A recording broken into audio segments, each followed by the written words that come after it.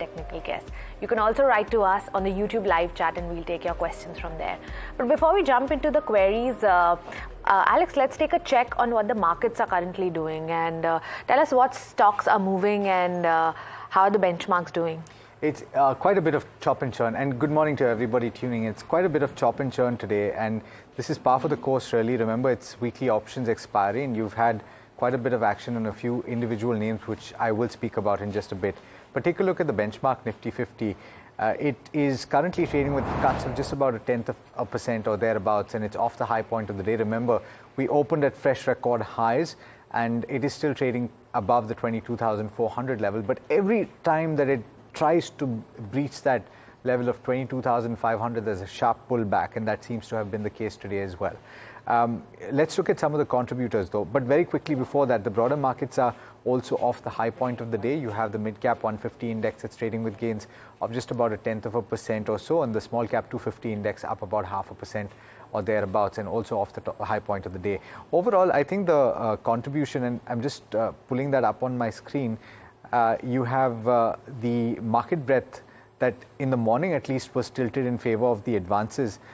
I want to see if that continues to be the case. In fact, there's more or less even Stevens right now. I'm looking at the NSE data right now, and you have 1,040 advances as opposed to 847 declines right now. Look at the sectoral picture as well, because that's going to give you a bit of a sense of what is moving today. And you will see that the Nifty Bank is up and about, and we'll talk about why in just a bit. But on the losing end, you have pharma as well as infra, PSU banks, metals cooling off just a tad bit after quite the run in the week so far. And media continues to, I'm actually not seeing that on the list, but media has been one of the outperformers in the week so far. But HDFC Bank really has been a stock that we've been looking at very closely, of course, on the back of its quarterly update. And that deposit number is something to look at very closely. It's up about 2.5% and lending quite a bit of support to the benchmark index. In fact, most of the contribution, 64 points at this juncture, to the Nifty 50. And Harsh is joining in to tell you why the deposit number stood out. Harsh, the context, of course, is that there was a bit of a mismatch, and we've talked about the loan to deposit ratio.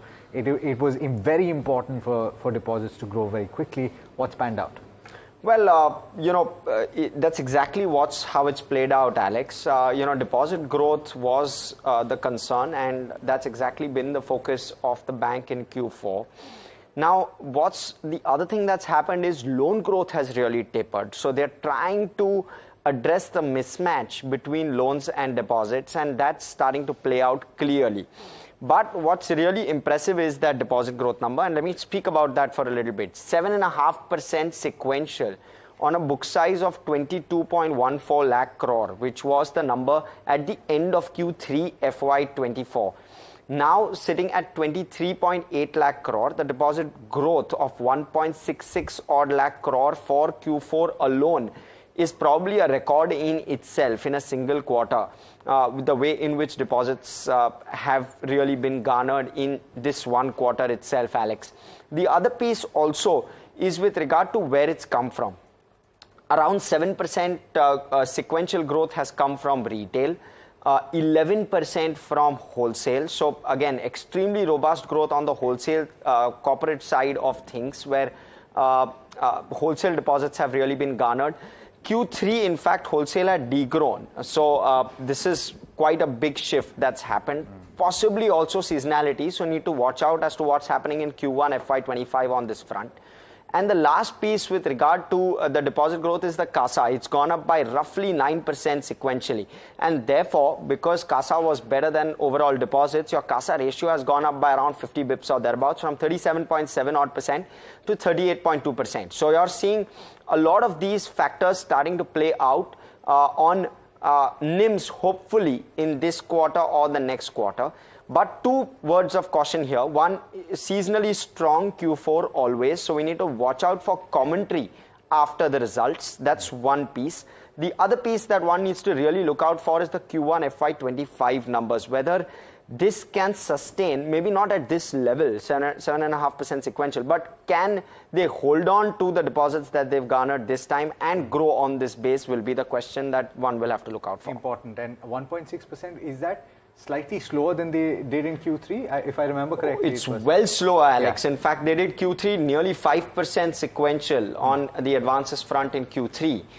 So that is a significant slowdown with regard to advances. But again, notably on the advances front, 4% on retail advances is what they've grown, 3.7 to be precise, and 4% plus on the CRB, which is the commercial and rural banking, which is the higher yielding book. Okay, fair point. I'm just checking, do we have Shahina Mukadam? All right, so we have Ayush Mehta and Shahina Mukadam joining in. Thank you so much to the both of you for taking the time. Shahina, we'll start with you on HDFC Bank. I'm sure that you've been looking at the numbers very closely as well. I have a bit of a question about the corporate deposits or the wholesale book coming in at the growth that they have. Is the interpretation right to say that this is relatively higher cost, and in order to pull the deposit growth up, they are having to go to wholesale deposits? And is that negative on the NIM? And how do you read the numbers? Well, I would say in a way what you're saying is correct. But even if you look at the composition of the growth in advances, on the other hand, their retail advances have done pretty good. So on that front, I think the NIMs will more or less balance out. We could see some small bit of pressure, but I think overall it is manageable. And I think the softness in the NIMs is across the board in banking sector as a whole. And so I think the numbers were very healthy that we saw, especially as your analyst put out the numbers in terms of very strong deposit growth, much better than what was expected after seeing the fourth quarter, after seeing the last quarter numbers. This quarter on a sequential basis, 7.5% deposit growth is very good. And this enables the bank to actually maintain its, market share of more than, I think they've got a 11% plus market share in overall banking deposits. So I think this will enable them to maintain that. Secondly, I think while the, to point out like the advances growth on a Q-on-Q basis was a bit lower than what we would have liked. But if you see, the Reserve Bank is actually encouraging the banking sector as a whole to bring down their CD ratio. At the same time, CD ratio has been okay for, HDFC Bank. It has improved. So I think all in all, numbers were very healthy. And in terms of valuation, if you look at it from a broader perspective, if we look at the price to book, compare it what it was, say, 2 years, 3 years back, it is at a very attractive range as of now. In fact, the differential that existed between PSU banks and HDFC Bank has come down substantially. So I think long-term investors, especially foreign investors, will look to keep adding onto their portfolio in terms of HDFC Bank. I think it's a good bank to hold even for the retail if you buy in as of now and hold it for 3 to 5 year period. So would you be a buyer in this bank right now, and what's your target on if I were to ask you 12 months down the line? I think if one is looking to add to your long-term portfolio and create that, keep adding to it, yes, you could be a buyer at current levels. And I think a target of close to about 1,650 a year down the line is absolutely likely. All right. So it's a buy on HDFC Bank ad, and 1,065 is the target, right? 1,600. 1,650. Good morning, Shahina and Ayush. Let's start the questions now. The first one is from Nandini from Tamil Nadu, and this one's on the count of Suzlon. Now, they say they bought 100 stocks at 22 and they sold them at a price of 38. But now they're thinking that should they enter the stock again. So Ayush, the stock is in a bit of a positive territory as we speak. Would you suggest buying at this juncture, and what levels, if not, should you wait, and what levels should you buy at? So, well, Suzlon is a very volatile counter. We are seeing upper and lower levels on the, in every segment. So I think Suzlon can be bought only above 45. If it is giving a closing above 45, then it can be bought for the short-term target of 50 rupees. But the stop loss should be very strict here. Once the person buys above 45, the stop loss should be 43.90. Fair point. The next question that we'll take is coming from Vinod. He's writing from Chennai, and he's asking about a couple of stocks. I will request viewers to stick to one stock. I will just have to choose one of them. He's got BHEL, he's got 60 shares which he's bought at levels of 90 rupees, and he's in the green right now. He's asking whether to hold or exit. Ayush, I'll come back to you on this one on the charts. How does it look? Well, BHEL is performing quite well, high top, higher bottom in every frame, and you should definitely hold the stock. The first target we are seeing here is 275, and if that is crossed on closing basis, then we can see up to 300 also on this. All right.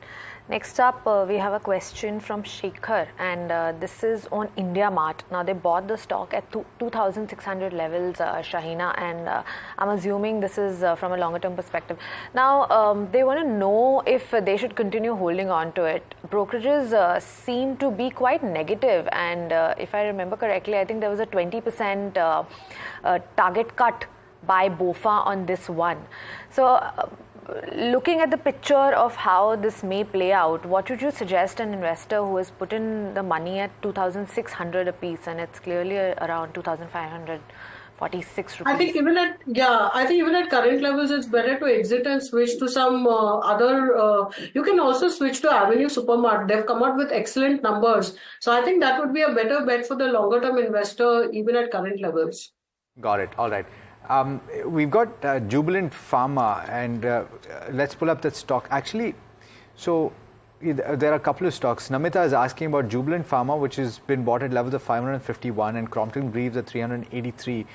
Short-term target for the next 1 to 3 months, and a medium-term target for 1 year, which is better to hold. Since it's a club question, between the two, would you hold one of the two or both, Ayush?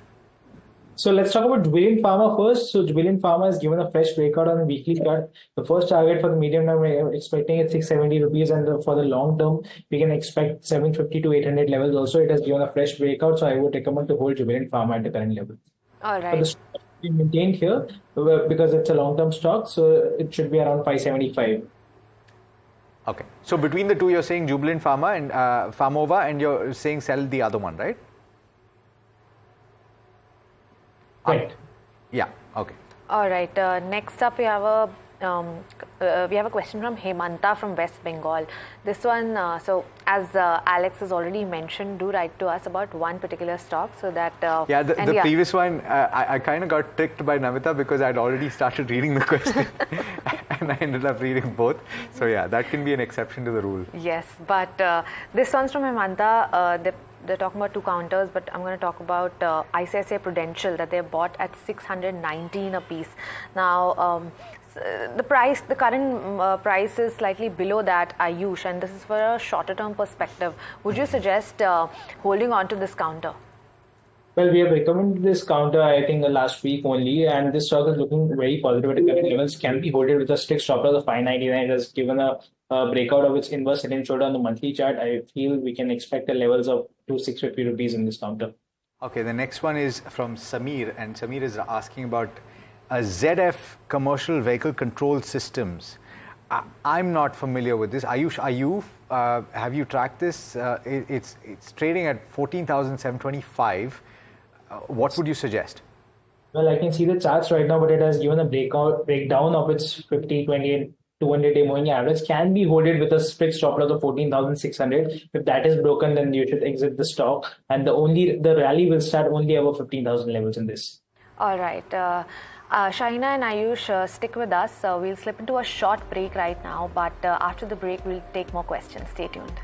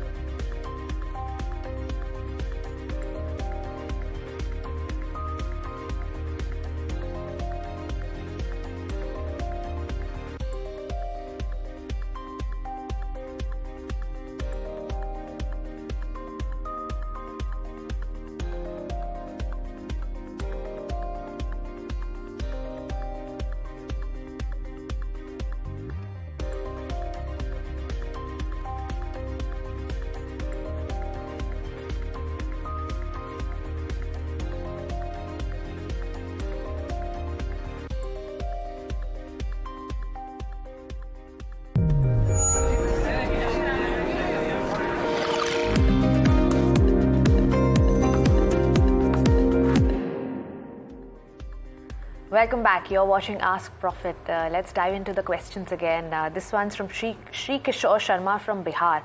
And the counter that they're talking about is Titagarh Rail. They bought 400 shares at 225 in January of last year.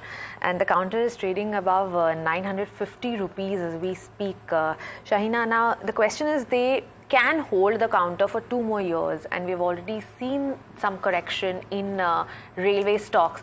Would you suggest this to hold on to this counter, or should you maybe book some profits considering they bought it at 225 levels? Yeah, that's a very good investment. But I think even at current levels, while we may see some bit of consolidation because the stock, as you mentioned, has rallied a lot in the last couple of months. But I think after some consolidation, again we could see some up move.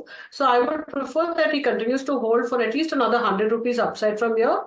Maybe look at closer targets to 1,100. We've got Satish who's asking about the index and the strategy on the index. Ayush, he's got 40 lots of the Nifty 22,400 call at an average of 92 expiring today. What's the advice that you would give him? I won't be able to suggest on the calls, but I'll give the strategy on the next. I will give you the support points here. So Nifty will only move upwards when it crosses 22,440, which is spot level. If that is broken, then we can see an upside of towards 22,550 to 22,600, whereas the downside support lies at 22,350. If that is broken, then I think you should exit the long position. All right. Next up, we have a question from Tarun Agarwal from Ranchi, and they're talking about the counter Aster DM Healthcare, and they want to know if this is the right time to buy into the stock. Now, Shahina, I'm assuming this is from a longer term perspective, and they have recently concluded the separation of their India business with the Gulf business. Would you suggest that from here on, after this sort of separation, there is kind of value creation that's going to happen in the company, and this is the right time to buy into the stock? Yeah, I mean, I think it's an expensive stock. I think in the overall, if you do the comparative sector, so I really haven't I have not really factored in the impact of the demerger of their Gulf business and the domestic business and the impact on valuations. So I would say that one needs to first study those numbers and then take a call on the stock. There is a lot of changes that are happening. Okay, fair point. I just want to point out that if it's a short-term view, we generally go to the technical analyst, in this case Ayush, and if you're looking for an investment strategy, we generally would encourage you to look slightly longer term because the fundamentals usually take a little time to play out.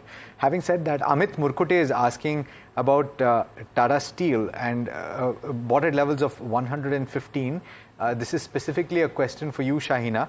He's asking whether he should hold or sell.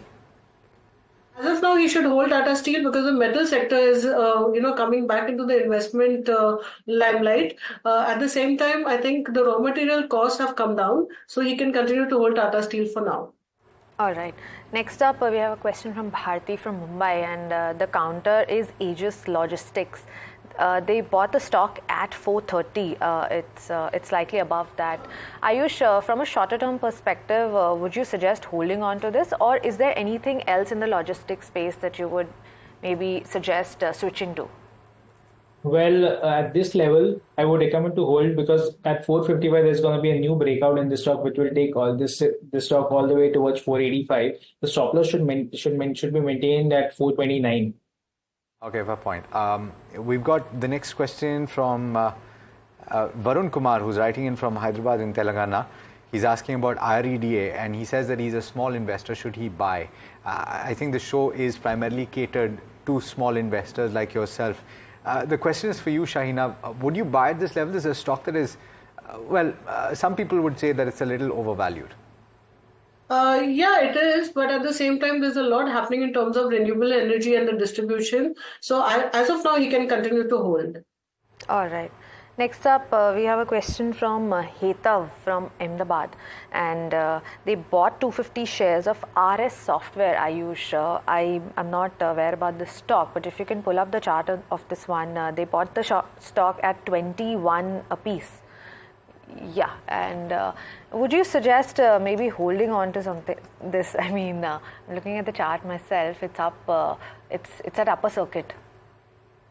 So RS Software is in a T group stock and it has performed phenomenally well. If the person has bought from 20 rupees, it is around 228 right now. I would recommend to to book some partial profits here and trail the remaining quantity with a strict stop loss, and it should be trailing stop loss of the circuit only. Okay, so you took that. Let's talk about Satya, and Satya has pointed out that he admires the analysis that you bring, Shahina. So I thought that I'd pass that on. He's asking about Reddington and Motherson Sumi for 1 year. He's currently sitting on profits about 40% or thereabouts. What would you say? Well, Reddington has done pretty well in the last couple of weeks, so I would suggest that he continues to hold. There were some issues regarding the performance and the margins that they reported, but I think things are stabilizing, so you can continue to hold for some more time. And as far as Motherson goes, I would prefer switching from Motherson to Motherson, so the wiring business. So to that extent, I think valuations in Motherson wiring are better than Motherson, so I would suggest a switch. All right. The next counter we're talking about is NCC. This one's from Sumanta, and they bought the shares at 266 rupees. That's the correct price. They bought at 266. It's currently trading at 252 rupees. The question is, okay, do you have any targets, Ayush, on this one, and any other levels that you should watch out for in this specific counter? So if we talk about NCC has formed a rounding bottom on its intraday chart. The rally will start only about 256, which is a downward sloping trendline breakout. So once it crosses 256, I think it should reach around 270. But once it crosses 270 on the closing basis, there's going to be a new breakout which can take this stock towards 290. Stop loss should be maintained at 248. Okay, so Cupid is in the news because of a stock split that has been announced, and we've got a question coming from Michael. Whether or not it's something that you should hold or sell, keeping in mind the corporate action. Shahina, should you pay attention to these and decide whether to hold or sell based on a split or otherwise? And what's your view on Cupid? See, I think at current level, it's a very tiny stock. Market cap is less than 200 crores. So to that extent, this is only it's a play in terms of if you know what is happening in the stock and what's happening in the company. At the same time, I think, these corporate measures should be used only if you're trying to do tax planning, and like if there's a bonus or something like that. Otherwise, I think, you can just ignore all these things and just look at pure fundamentals. But I think it is okay if you look at the numbers as well as if you look at the charts as of now. So if an investor is holding in it, you can hold and then take a call at some time after the split happens. All right. Next one, we have a question from Raghuram from Bhubaneswar, and we're talking about Adani Power. They bought the stock at 425. This is from a shorter term perspective, Ayush. We've seen the stock rally in the last couple of sessions. Is there more upside to this? Well, I feel there's a new rally coming in the stock. We are seeing a fresh breakout on both daily and weekly time frame, as well as intraday. Once it crosses 640, I think there's going to be more buying in this stock, and it should definitely be holded. If someone wants to book some profits here, can be booked, but trailing stop loss should be maintained at 630, and the new targets I'm seeing here is 670. Okay. JP Power is the next counter that we will take. Dharmendra is writing in from Jodhpur. Any view on this one? Shahina, if not from the power space, which would you talk about? JP Power, of course, currently trading at an upper circuit, and I'm wondering if you have coverage. Well, I have coverage and I also have a holding in the stock, but from lower levels. In fact, if you want to buy it today, you can't even buy it because it's at circuit. There's a lot happening in the overall power sector. I don't want to specifically comment on the stock, but there's a lot happening in the power sector, and I do believe that they are expanding. They are doing pretty well, turned into profits compared to losses earlier. Balance sheet is being restructured, so there's a lot happening. But you can't buy today. If you do get the opportunity, if the circuit opens, then would you suggest a buy? I don't want to comment because I'm personally invested. Okay, fair point. Yeah. All right. Before we take the next question, standard disclaimer here that NDTV Profit is part of Adani Media, and which Adani Group is the parent company of that. So That's the standard disclaimer. Let's take the next question. This one's from Shrikar from Hyderabad, and this is from a longer term perspective. We're talking about Kotak Bank, Shahina here. They bought at the level of 1,689 rupees. From a longer term perspective, are you constructive on this specific bank? It's been an underperformer if you look at it in the overall private sector banking over the medium term. In fact, even longer term. So I would prefer some other private sector bank like HDFC Bank over Kotak Mahindra, even at current levels. Unfortunately, we're completely out of time on this particular edition of Ask Profit, but it's been an absolute pleasure having both of you, Ayush and Shahina, on the program. Thanks as always for taking the time. Viewers, there are several of you that we haven't been able to accommodate in today's session, but hopefully the conversations that we had, or rather the stocks that we discussed, have benefited you in some way. We will try and take some of your questions tomorrow. So do stay tuned. Lots more coming up over the course of the day. From Smriti and myself and the team that put this show together, thank you so much for watching. This is NDTV Profit.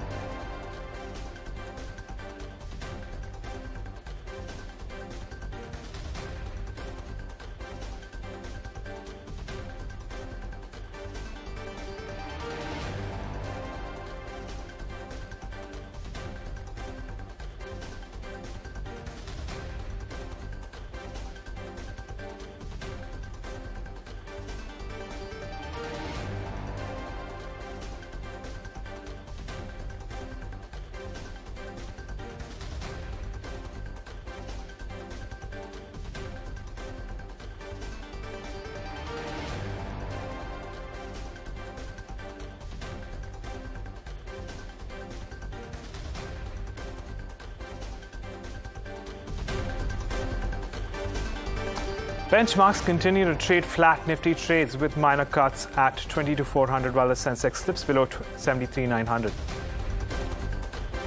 Sectoral indices trade mixed. Financials and IT emerge on the top. Meanwhile, pharma and oil and gas and FMCG show weakness.